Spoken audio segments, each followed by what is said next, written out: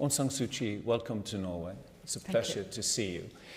You should have been here in 1991, and when you were bored from coming here then, did you ever believe this day would arrive? Yes, I wasn't actually barred from coming here. I think in a way I could say I chose not to come at that time because I did not feel it was right. But there were a lot of trouble in your country then. How much of an improvement do you see now? There has been an improvement, but I've been saying repeatedly that this is just the beginning of the road to democracy, and we cannot take too much for granted at this point of time. During all of these years, did you ever fear for your own safety? No, never. Never? No. You felt you were safe?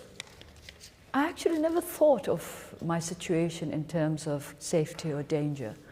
I know that people talked about it, and I really gave thought to what they said when they said be careful of your security, your safety, but it didn't really make sense to me because it was not really in my hands, my safety and my security. So I did not see what point there could be in thinking about it.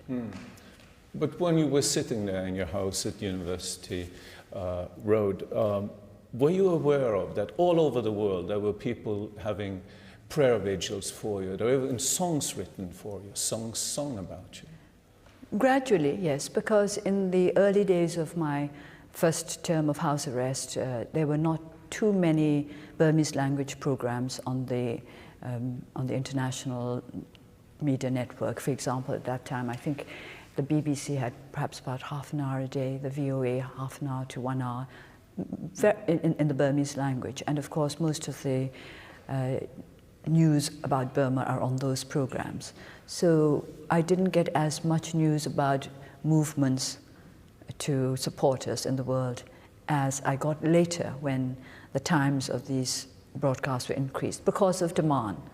And then of course there was the Radio Free Asia and the Democratic Voice. But a lot of censorship also in your country at the time. Not with regard to foreign radio broadcasts. So if I had a shortwave radio, and that kept me linked to the outside world. I'm asking because straight through those years when you were in confinement and in prison from time to time, people still looked upon you as their true leader in Burma. I remember in Aung San Market, just a few years ago I was there, there was a woman who was selling pictures, and she said she could not sell pictures of you when you were older than 12 years old. Oh.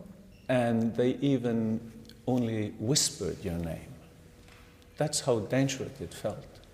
I do remember that in 1989, before I was placed under house arrest. I was placed under house arrest on the 20th of July.